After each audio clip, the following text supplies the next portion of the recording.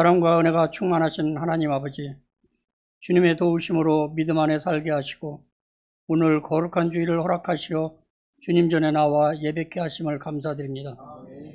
이 시간 드리는 예배를 공의와 정의로 예배드려 하나님이 기뻐 받으시는 산 제사가 되게 하시고 하늘문을 여시어 응답하여 주시옵소서. 연약한 저희들 한 주를 지내며 지은 모든 죄를 주님 앞에 내려오느니 용서하여 주시고 하나님의 말씀대로 바르게 삶과 살 능력을 주시옵소서. 은혜의 하나님, 저희들 불쌍히 여겨주시옵소서. 긍휼히 여겨주시옵소서. 주님이 은혜 가운데 말씀으로 성령이 불러 우리의 모든 죄악을 소멸하시고 믿음 안에서 늘 주님과 동행하는 삶을 살아가게 하여 주시옵소서. 근본 폭우로 인해 어려움을 겪게 된 수재민들이 있습니다. 갑작스러운 폭우로 인해 뜻하지 않게 집을 잃고 살아가야 하는 이웃을 불쌍히 여겨주시옵소서. 마음의 치유를 허락하여 주시옵소서. 전능하신 하나님, 다음 주는 광명창성교회 창립 1주년 기념예배로 드립니다. 이곳에 광명창성교회를 세우시고 지난 1년 동안 예수 그리스도께서 친히 머리 되시어 지켜주시고 역사하신 주님의 은혜에 감사드립니다. 영광의 소망이신 예수님, 세상에 감추어진 아름다우신 주님, 광명창성교회 목사님과 장로님들을 위시한 모든 성도들에게 마음의 치유와 육신의 질병으로 힘들어하는 모든 것들을 소멸시켜 주시기를 기도드립니다. 우리의 갈망을 채워주시옵소서. 광명창성교회 교육부에서부터 청년과 장년부의 영혼이 함께 예배하고 우리 교회를 통해 광명시가 복음의 특별 성시가 되는 그날이 속히 올 수 있도록 주님 역사하여 주시옵소서. 간절한 소원을 담아 저희들의 마음을 주 앞에 드리오니 붙잡아 주시옵소서. 세상의 보화로 만족하지 않고 주님이 보화로 만족하는 성숙한 우리의 심령이 되게 하시고 사랑과 진리와 은혜가 가득한 교회가 되어 누림과 들음의 행복을 알게 하여 주시옵소서. 성령께서 뜨겁게 역사하시는 교회로 인도해 주시옵소서. 사랑과 은혜의 주님, 강동교 담임 목사님을 축복해 주시옵소서. 영육 간의 강건함을 주시고 광명창성 성도와 교회를 하나로 힘을 합쳐 하나님 나라 위에 사명 감당하실 능력을 더하여 주시옵소서.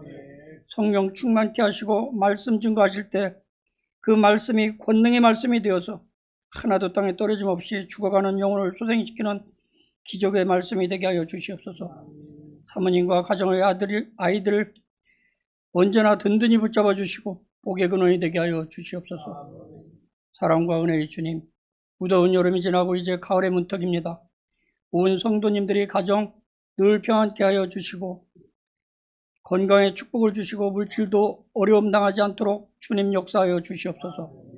성도들이 각 가정의 자녀들에게도 복을 주사 어느 곳에 있든지 주일 성수할 수 있는 마음을 주시고 늘 주님께 영광을 돌리는 삶으로 살아가게 하여 주시옵소서. 근본 9월 5일부터 진행되는 설립 감사 예배와 특별 새벽기도회 위에 함께 하셔서 모두가 함께 성령 충만한 감사 예배와 기도회 되게 하여 주시옵소서. 앞으로 많은 구원 역사 이루게 하시고 구역 구성원들이 성령의 능력으로 채우게 하여 주시옵소서. 서로 사랑하게 하시고 은혜를 나누며 광명창성교회의 미래의 하나님 나라 꿈꾸게 하는 예배로 인도해 주시옵소서. 광명창성교회 교육부 어린이들과 젊은이들이 말씀 안에서 오직 하늘나라의 소망을 바라보며 살아가는 축복이 임하게 하시고 이 나라의 민족을 위해 크게 쓰임받는 귀한 장년들로 자라날 수 있도록 주님이 축복해 주시옵소서. 이 시간 저희들 찬양할 때나 예배 드릴 때 주님으로 영광 받으시고 이곳저곳에서 알게 모르게 헌신 봉사하는 모든 이에게 은혜가 충만할 시간을 축복의 시간으로 인도하여 주시옵소서. 예배의 시종을 주님께 의탁하며 새로 시작되는 한 주간도 은혜로운 삶, 승리의 삶으로 주님께 영광 돌리게 하옵소서. 사랑과 영광에 존귀하신 예수님 이름으로 기도드립니다. 아멘. 이 시간 함께 나눌 말씀은 누가복음 14장입니다.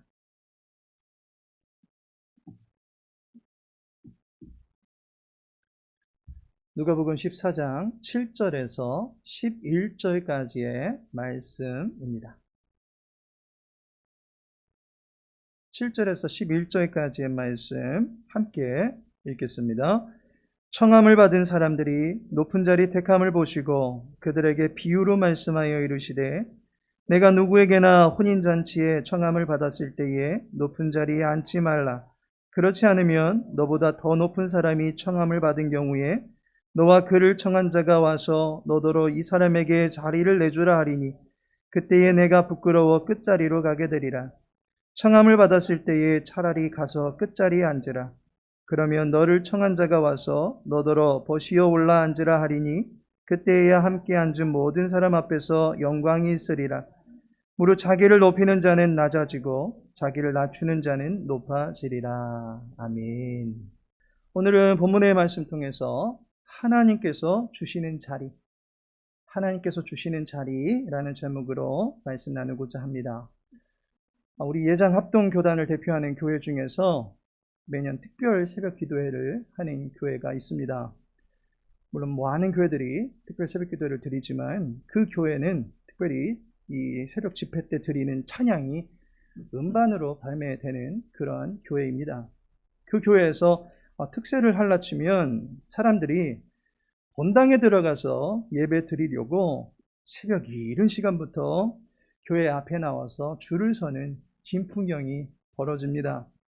본당에 못 들어가면 교육관 또는 교회 앞마당에서 예배 드릴 수밖에 없기 때문입니다.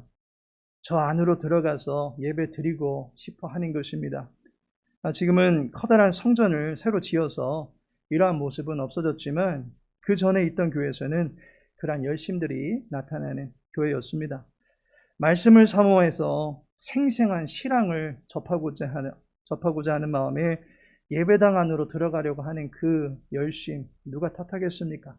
천국은 침노하는 자의 것이다 라고 하지 않습니까? 그런데 교회 안에서 말씀을 사모하는 자리보다 또 다른 자리를 탐하면서 싸움이 벌어지는 그런 일들이 나타나는 것을 보게 됩니다. 또한 수많은 이단들은 인간의 잘못된 영적 욕망을 등급화를 매겨가지고 저 높은 등급에 이르게끔 미혹하고 있는 것을 보게 됩니다. 어떤 이단은 요한계시록에서 말하고 있는 14만 4천 명이 있고 그 외에 흰 무리들이 따로 있어서 14만 4천 명 안에 선착순으로 들어가려면 자기들이 전하는 교리를 딸딸딸 외워서 시험을 봐서 100점을 맞으면 그 안에 들어간다라고 등급을 매기고 있습니다.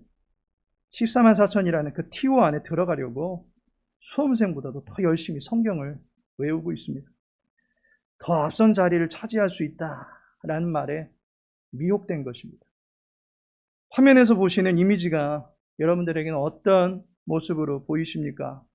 혹시 십자가로 보이지는 않으십니까? 이 이미지를 로고로 사용하는 종교가 있습니다. 그런데 교회가 아닙니다. 매우 생소할 수 있지만 사이언톨로지라는 단체에서 이 로고를 사용하고 있습니다. 사이언톨로지는 1954년 로널드 허바드에 의해서 창시되었습니다. 현재 미국과 영국 내에서 종교적 위치를 차지하고 있고 우리나라에도 청평에 지부를 가지고 있습니다. 약 8,000명가량의 신도들이 모이고 있는 것으로 전해지고 있습니다. 사이언톨로지는 사이어, 곧 지식이라고 하는 라틴어와 로고스라고 하는 헬라어가 결합된 종교명입니다. 지식을 깨달아서 소위 초인의 경지에 이르는 것을 최고 목표로 두고 있다라는 것입니다. 매우 생소할 수 있지만 사이비 이단 종교입니다. 그런데 이 사이비 이단 종교가 세계 160여 개국에 퍼질 수 있었던 가장 큰 힘은 헐리우드 배우들이 그 종교 안에 몸담고 있기 때문입니다. 그들의 유명세가 이 종교에 대한 경계심을 무장해제시키고 있기 때문입니다.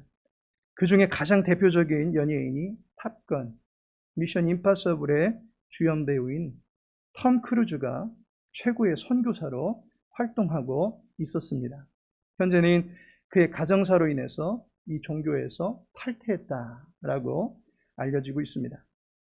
사이언톨로지를 가만히 보면 영성에도 단계가 있다라고 가르치고 있습니다. 그래서 가장 초급 수준에서 태탄이라고 하는 영원 불멸의 존재가 되는 최고 수준까지 그 단계를 8단계로 나누고 있습니다.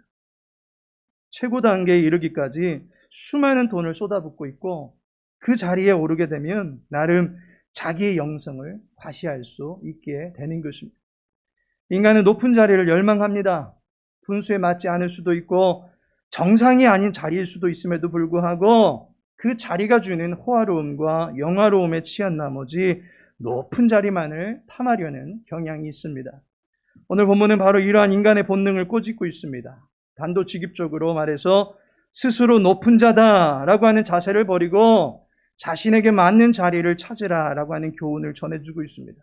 따라서 나에게 맞는 자리가 어디인가 고민할 필요가 있습니다. 나에게 맞는 자리는 어디인가를 바로 알아서 그 자리에서 주는 행복과 평안을 맛보실 수 있는 우리 모든 성도님들 되시기를 소망합니다. 오늘은 공교롭게도 이 자리에 대해서 설교를 하게 되어지는데 어느 웬일인지 그 자리에서 일어나시지를 않는 그런 모습이 보여지더라고요. 무슨 일이십니까? 본문을 보시면 7절에서부터 10절까지 계속해서 자리를 언급합니다. 자리는 자리인데 어떤 자리이냐라고 하는 것을 말해주고 있습니다. 가만히 보면 첫 번째로 높은 자리와 끝자리가 있다는 것입니다. 8절을 보니 내가 누구에게나 혼인잔치에 청함을 받았을 때에 높은 자리에 앉지 말라라고 말합니다. 그리고 10절을 보면 청함을 받았을 때에 차라리 가서 끝자리에 앉으라 라고 말씀합니다. 자리가 다 같은 자리가 아닌가 봅니다. 자리 중에도 높은 자리가 있고 끝자리가 있습니다. 밑에 방석이 더 깔려가지고 높여 놓았거나 아니면 다른 자리보다 건축상 높게 위치한 어떤 그러한 자리를 가리켜서 높은 자리다라고 말하지는 않을 것입니다. 높은 자리는 10절에 나타난 이 끝자리와 반대되는 성격의 자리입니다. 자리의 위치를 말해주는 것입니다. 끝자리와 반대된다면 의미상 첫 자리라고 하는 의미입니다. 첫 번째에서부터 끝때까지 자리가 있다라고 하는 것입니다. 그 중에 첫 자리는 혼인잔치의 주인과 가장 가까이서 교제할 수 있는 자리입니다. 그래서 대개 주인의 그 좌우편의 자리가 위치상 가장 가까운 자리이고 그 자리가 높은 자리다라고 말합니다. 유대인들의 식사 문화에서는 이 반원 형태의 모양으로 자리를 배치해서 식사를 하게 됩니다. 이때 가장 센터가 유대인들의 예절 문화에서는 높은 자리로 인식되고 있습니다. 좌우 양 사이드에 있는 자리가 끝자리입니다. 그리고 끝자리를 낮은 자리다라고 보고 있는 것입니다. 질문드립니다. 여러분들은 높은 자리와 낮은 자리, 중앙과 끝자리 중에 앉으라고 한다면 어느 자리에 가서 앉으시겠습니까? 두 번째로 본문은 내가 만든 자리와 남이 만들어준 자리가 있다는 것입니다. 7절을 보시면 청함을 받은 사람들이 높은 자리 택함을 보고라고 말하고 있습니다. 잔치에 청함을 받은 사람들이 잔치에 와서는 자기의 자리를 고릅니다. 그때마다 저마다 높은 자리를 택해서 앉더라는 것입니다. 그런데 9절에 보면 너와 그를 청한 자가 와서 너더러 이 사람에게 자리를 내주라 하리니 라고 말하고 있습니다. 스스로는 자신에게 적합하다 여겨서 높은 자리에 앉았습니다. 그런데 높은 자리에 나보다 더 높다라고 인정되는 사람이 오게 되면 내가 먼저 차지했다 할지라도 그 자리에서 물러나야 한다는 것입니다. 역으로 본다면 어떤 사람은 주인의 배려로 자신이 의도치 않았음에도 불구하고 자연스럽게 그 높은 자리에 앉혀지게 되더라는 것입니다. 이와 같이 인생은 자신이 만들어가는 자리가 있는가 하면 반면에 누군가가 만들어주는 자리가 있다는 것입니다. 자신이 만들어가다 보니까 한 자리 오를 때마다 얼마나 그 자리에 애착이 가겠습니까? 그 자리에 간신히 오르게 되었는데 그 자리를 내놓아야 할 때는 얼마나 미련이 남겠습니까? 반면에 누군가가 나를 알아봐주고 나에게 걸맞는 자리를 마련해주면 그때는 또한 얼마나 감사하겠습니까? 그 자리를 내가 요구한 것도 아님에도 불구하고 그 자리를 선뜻 내주고 마음껏 지낼 수 있게끔 배려해준다면 얼마나 감사한 일이겠습니까? 질문 드리겠습니다.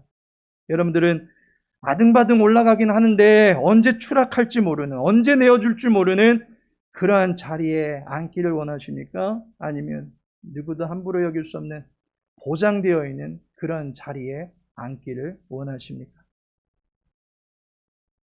세 번째로 본문은 영광된 자리와 부끄러운 자리가 있음을 가르쳐주고 있습니다. 9절에 보면 그때에 네가 부끄러워 끝자리로 가게 되리라 라고 말씀합니다. 그리고 10절의 끝에 보니 앉은 모든 사람 앞에서 영광이 있으리라 라고 말씀하고 있습니다.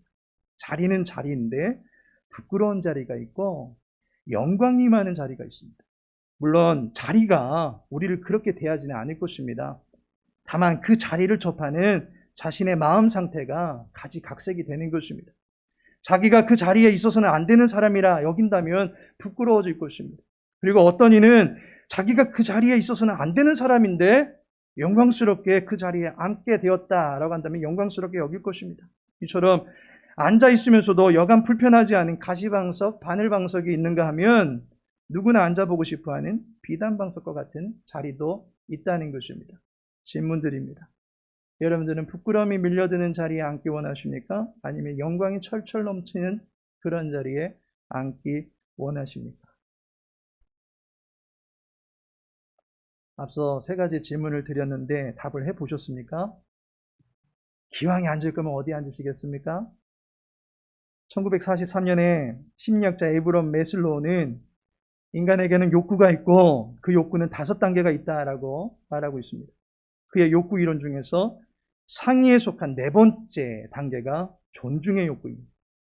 타인으로부터 자신의 사회적 위치를 인정받고 그에 합당한 대우를 받는 데서 행복이 있다라는 것입니다. 결론적으로 인간은 누구나 인정받고 싶어 합니다. 높은 자리, 영광된 자리, 내가 노력한 만큼 또는 그 이상으로 인정받고 싶어 합니다.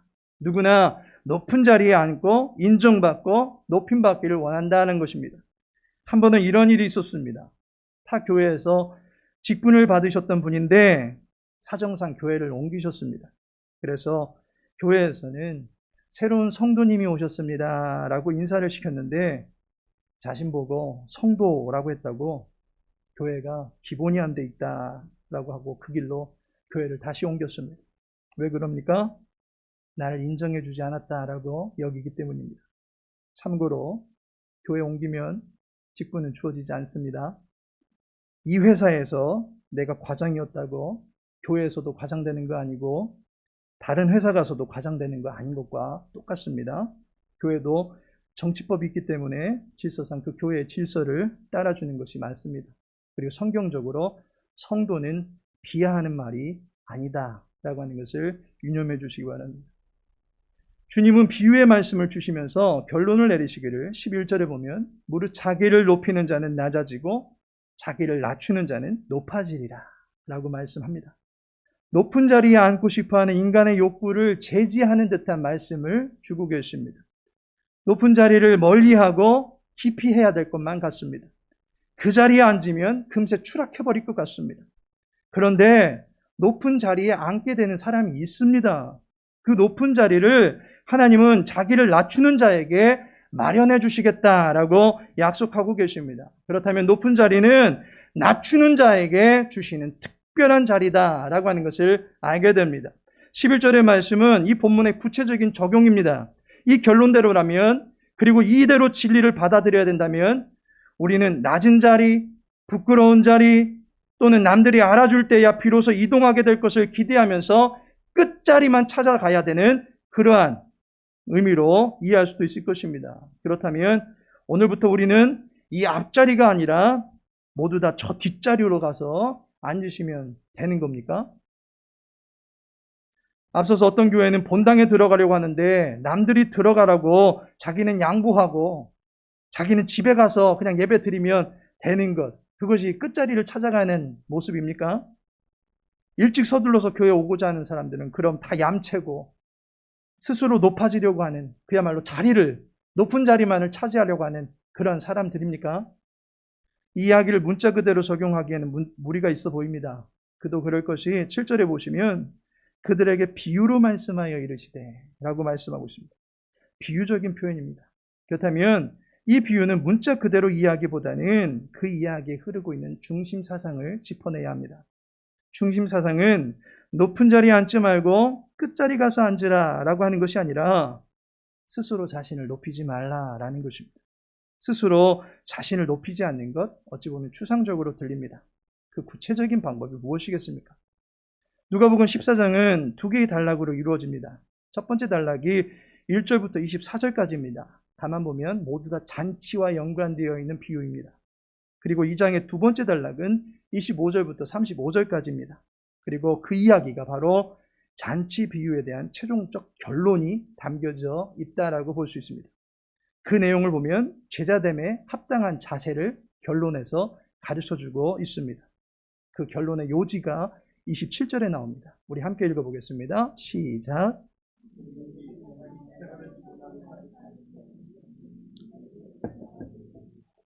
이 말씀의 완전체가 마태복음 16장 24절에 함께하고 있습니다. 이에 예수께서 제자들에게 이르시되 누구든지 나를 따르려거든 자기를 부인하고 자기 십자가를 지고 나를 따를 것이니라 라고 말씀하고 있습니다.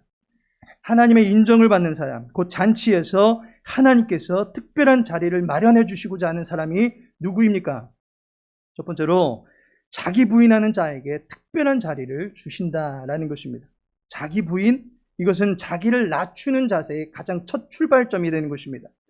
자기를 높이고자 하는 교만을 제거할 수 있어야만 합니다. 하나님과 같아지려는, 또는 하나님과 같다라고 생각하는 자기 착각을 버릴 수 있어야만 합니다.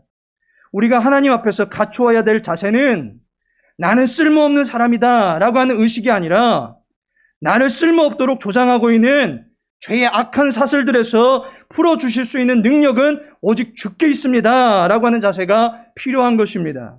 죄를 무력화시킬 수 있는 능력이 주님께 있고 나에게는 없다라고 인정하는 것이 자기 부인입니다. 10절을 보시면 그러면 너를 청한 자가 와서 너더러 벗이어 올라앉으라 하리니 그때야 라고 말씀하고 있습니다. 청한 자가 와서는 모든 것을 결정지어주는 때가 있습니다. 그 전까지는 내가 높으네, 아니네, 이 자리가 내 것이네, 왈가왈부할 수 있습니다. 하지만 이 모든 것이 소용없는 것이 최종적으로 결판을 내주면 모든 것이 정리가 되는 때가 오게 되어 있습니다. 아무리 아등바등 내가 높다, 나는 이런 사람이다 라고 말해본들 무슨 소용이 있습니까? 최후의 날에 내가 너를 도무지 알지 못한다 라는 말씀을 주님으로부터 듣는다면 우리는 하나님과 관계가 없는 사람이 될 뿐입니다. 바깥 어두운 데 쫓겨날 수밖에 없는 처지가 됩니다. 부끄러움의 수준이 아니라 그때는 통곡과 영원한 비운에 빠질 수밖에 없습니다. 하지만 하나님께서 내가 주인의 즐거움에 참여하리라 하시면서 우리를 초대하여 주신다면 입장은 달라지는 것입니다. 하나님이 인정하시는 때가 있습니다. 하나님께서 불러 세워주시는 자리가 있습니다. 그 자리가 고귀한 자리입니다. 내가 만든 자리가 아니라 하나님이 나를 위하여 만들어주신 자리입니다. 나는 여기인 줄 알았는데 그분이 저기라고 해주시면 저기입니다. 나에게 맞는 자리를 주실 수 있는 분이 하나님이다라고 하는 것을 인정하는 것이 자기 부인입니다. 내게 적합한 모든 결정권이 하나님께 있음을 인정하는 것이 자기 부인입니다. 아브라함이 우상을 숭배하던 땅에 있었습니다. 그곳은 아버지가 있었고 그의 친척이 있었고 그가 살기에 가장 적합한 그야말로 정이 철철 넘치는 땅이었습니다. 그런데 여호와 하나님께서 아브라함아 내가 있어야 할 자리는 그곳이 아니다 라고 말씀하시면서 지시하는 곳이 있다라고 말씀하십니다. 그러할 때 아브라함이 주여 여기가 좋사오니 하지 않았습니다.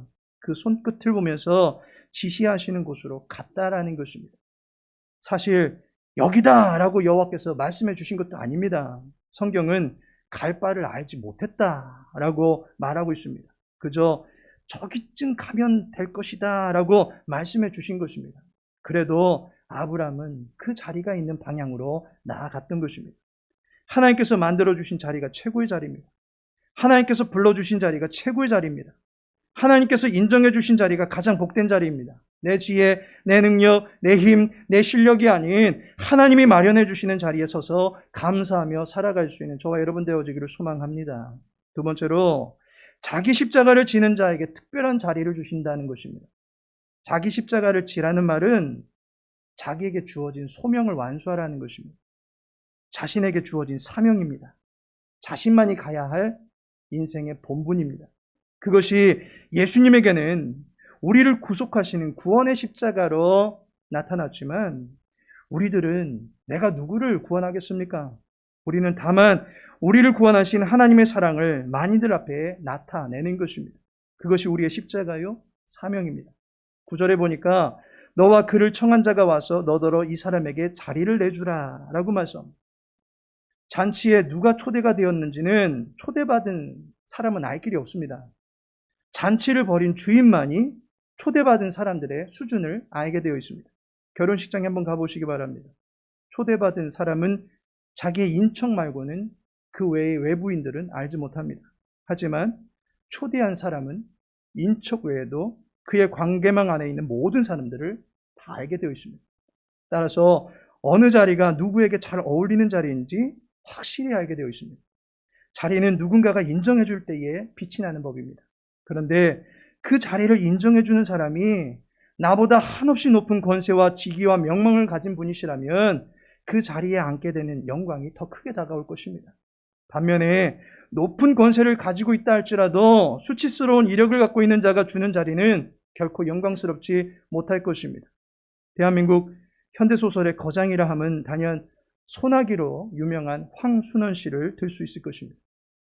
이분이 얼마나 올곧은 신앙을 품고 있었는지 그를 곁에서 지켜보았던 올해 103세 되시는 김형석 연세대 명예교수라고 하는 분이 증언하는 글을 읽게 되었습니다.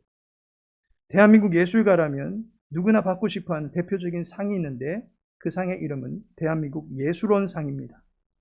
그 상을 받는다라고 하는 것은 예술가로서는 최고의 영예를 인정받게 되는 것입니다. 자신의 예술적 혼이 담긴 작품들이 인정받고 그에 상응하는 수상을 하게 될 경우 얼마나 큰 보람과 자아 실현의 기쁨이 임하겠습니까? 그런데 황순원 씨는 이 상을 받게 되었음에도 불구하고 그 상을 거부합니다. 그 이유는 상을 주는 예술원 원장의 인격이 모자라는 사람이다라고 여겼기 때문입니다. 민족 앞에 부끄러운 지위를 누리고 있는 사람이 주는 상은 결코 받지 않겠다라고 그 상을 물리칩니다. 그것이 인생에 단 한 번 오는 영예의 자리라 할지라도 그 자리에 앉지 않겠다는 것입니다. 하나님 없이 높아지는 자리를 흠모하지 않는 것입니다.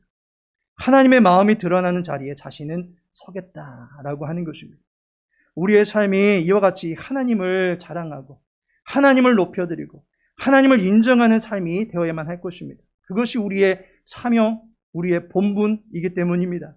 그러한 소망을 갖고 있는 사람을 하나님께서는 그대로 두시지 않습니다. 등경 위에 두시는 등불과 같이 여겨주시는 것입니다. 하나님께서 그의 인생을 높여주시는 것입니다. 높은 곳에 두시는 것입니다. 일어나게 하시고 비상하게 하시는 것입니다. 자기의 십자가를 지고 가는 모든 이들에게 하나님께서는 이와 같이 특별한 자리를 마련해 주시는 것입니다. 우리 사랑하는 광명창성교회 모든 권속들이 하나님께서 인정하시는 이 특별한 자리에 자기 십자가를 지고 감으로 말미암아 앉게 되어진 놀라운 역사가 있기를 소망합니다. 하나님께서 사랑하시는 성도 여러분, 예수님께서 앉으신 자리를 기억하십니까? 빌립보서 2장에 보면 그는 근본 하나님의 본체시다 라고 소개하고 있습니다. 그분은 응당 하나님의 보좌에 앉으셔서 높임을 스스로 취하실 수 있는 분이십니다. 그런데 빌립보서 2장 8절에 보니 사람의 모양으로 나타나사 자기를 낮추시고 죽기까지 복종하셨으니 곧 십자가에 죽으심이라 라고 말씀합니다. 형상 없는 하나님이 사람의 형상 안에 갇히심으로써 자기를 부인하십니다. 그리고 자신이 죽어야만 하는 십자가를 지십니다. 그 결국이 무엇입니까? 벌거벗기운 부끄러움입니까? 죽음의 수치입니까? 빌립보서 2장 9절은 말합니다. 이러므로 하나님이 그를 지극히 높여 모든 이름 위에 뛰어난 이름을 주사라고 말씀합니다. 자기를 낮추는 자리, 곧 자기를 부인하고 자기의 십자가를 지고 가는 자에게 하나님의 높여주시는 은혜가 임하게 되는 것을 예수님의 모습을 통해서 우리들에게 생생하게 증언해 주시는 것입니다. 저와 여러분의 삶 위에 자기를 낮추는 선한 수고가 하나님께 인정받게 되어서 우리의 뿔을 높여주시는 거룩한 은혜가 임하게 되기를 축복합니다. 베드로전서 5장 6절의 말씀 우리 함께 읽어보겠습니다. 시작.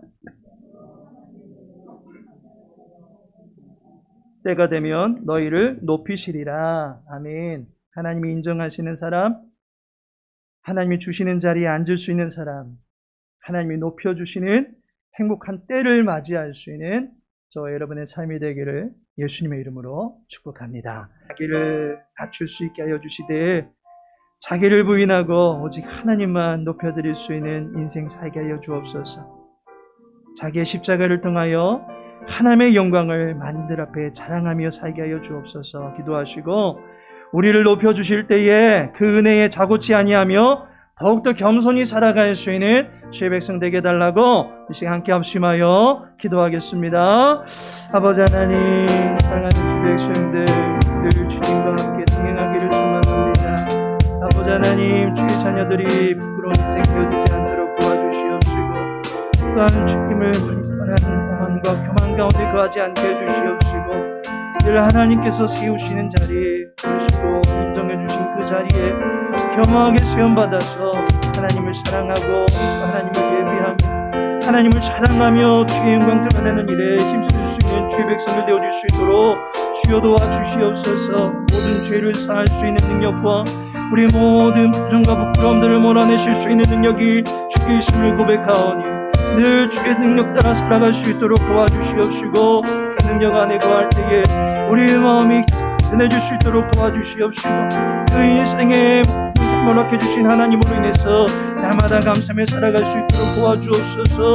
하나님, 인생의 높은 자리에 설 때에 그 자리에서 하나님을 더욱더 높여드리길 소망합니다. 주의 영광 드러내기를 소망합니다. 만인들 앞에 하나님의 사심을 드러내며 자랑하며 신고하며 살아가기를 소망합니다.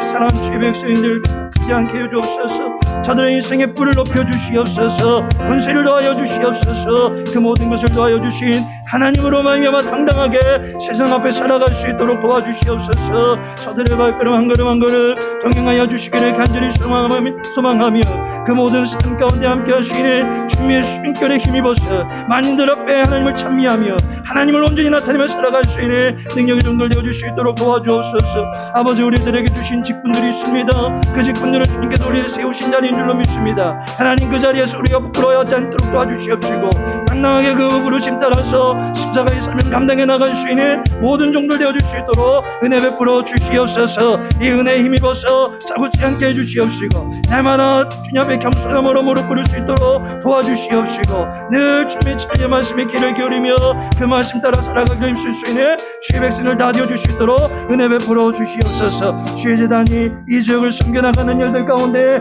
능히 쓰여지기를 소망합니다. 온 세상 가운데 하나님의 영광의 불을 드러내기를 소망합니다. 나니 모든 일들을 해서 겸손하게 준비되어 나갈 수 있는 복된 교회 되어줄 수 있도록 은혜 베풀어 주시옵소서. 아버지 하나님, 오늘도 진리의 말씀 위에 우리를 세워주시니 감사를 드립니다. 말씀의 능력 붙들고 살아갈 때에 먼저는 하나님의 위대하심을 인정하며 살아갈 수 있도록 도와주시옵소서. 하나님의 은혜로 나의 나됨이 완성된다라고 하는 것을 깨닫게 해주시옵시고 내가 만들어가는, 그래서 나의 의를 자랑하는 인생이 되는 것이 아니라 하나님이 만들어주신, 그래서 하나님께 늘 감사하며 하나님만 자랑하며 살아갈 수 있는 복된 인생들 되게 하여 주시옵소서. 우리 인생의 뿔을 높여주실 그 하나님을 만인들 앞에 당당하게 자랑하며 증거하며 살아갈 수 있는 최종들의 한 주간의 삶이 되어지기를 간절히 소망하오며 예수님의 이름으로 기도합니다. 아멘. 이제는 성자 예수 그리스도의 은혜와 성부 하나님의 크신 사랑과 성령 하나님의 내주교통 인도하심이 높은 보좌에서 우리의 자리를 임명해 주시는 그 하나님의 세워주심을 인정하며 하나님의 인정해 주심을 기억이며 살아가고자 하는 주의 백성들의 모든 삶 위에 이제로부터 영원까지 함께 하실지어다. 아멘.